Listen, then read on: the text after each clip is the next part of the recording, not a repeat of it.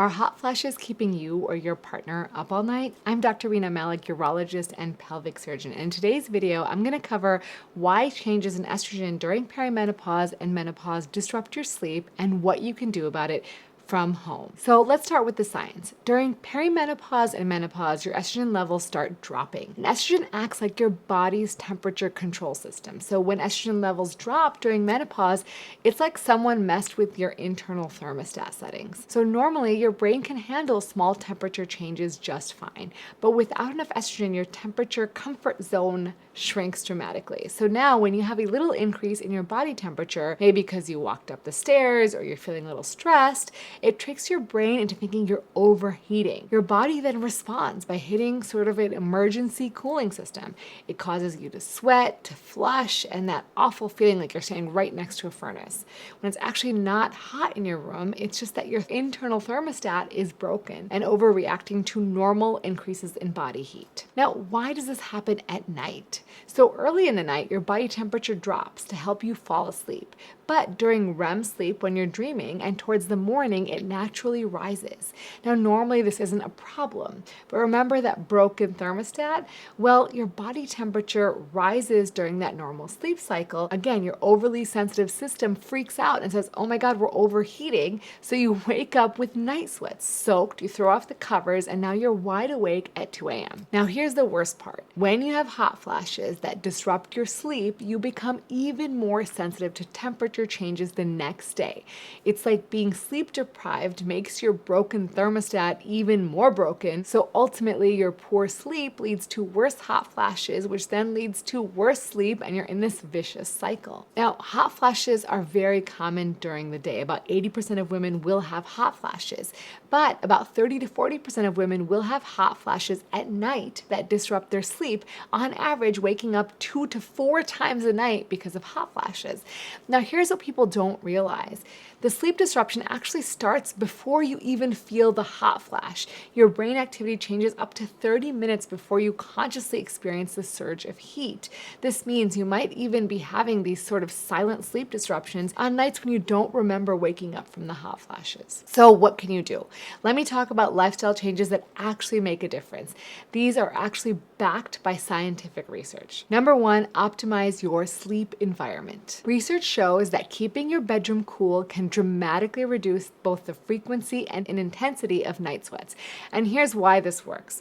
So when you think about that broken thermostat, if you start your room with a cooler baseline temperature, those normal nighttime temperature fluctuations are less likely to push you over the edge into hot flash territory. Now, most sleep experts recommend keeping your room temperature somewhere between 65 and 68 degrees Fahrenheit for optimal sleep. However, during menopause, you might want to go even cooler, like 62 to 65 degrees. Number two, you can invest in cooling devices.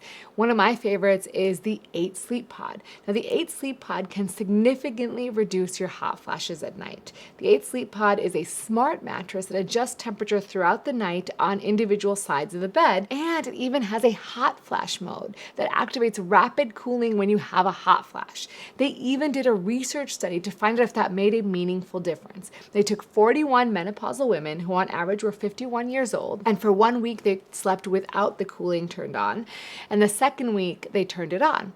Every night these women tracked their hot flashes, and the researchers measured their actual sleep patterns. Now, when the cooling was turned on, women's nighttime hot flashes dropped by 54%.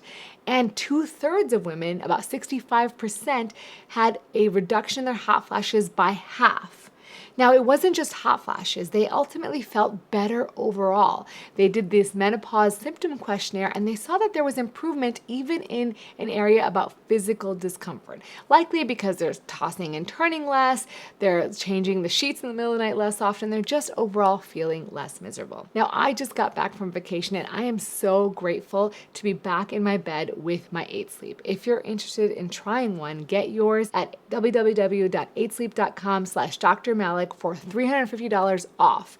And you get to try it for 30 days and return it if you don't like it. But I bet you're gonna love it. Then the next thing you can do is use strategic airflow. So use a ceiling fan or bedside fan to help wick away the sweat and cool you down quickly. And number 4, you wanna dress in layers, use breathable, sort of moisture wicking fabrics so that when you have a hot flash, you can quickly adjust. Take off a layer and it will quickly wick away the moisture and let you get back to sleep more quickly. Watch what you eat and drink. For some women, certain things can trigger hot flashes. These are things like spicy food, alcohol, and caffeine even. So if you are having any of those things before bedtime, consider omitting them and see if it helps reduce the frequency and the severity of your hot flashes. Then the next thing you can do is breathe.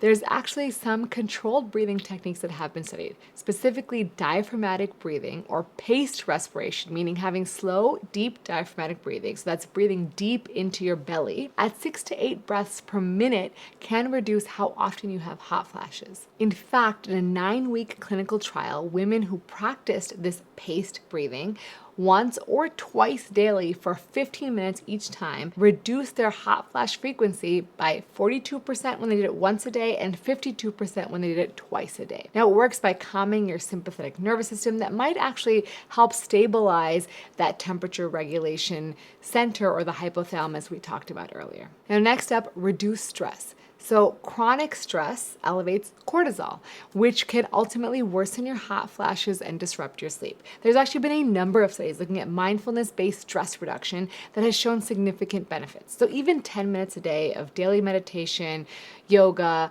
might help regulate your stress response and improve your sleep quality. Now, all of these things can make a difference, but many women may need additional support through non-hormonal or hormonal medications. If you want to learn about those, comment below and let me know. Now, if you guys found this video helpful, make sure to share this with a friend. And as always, remember to take care of yourself because you're worth it.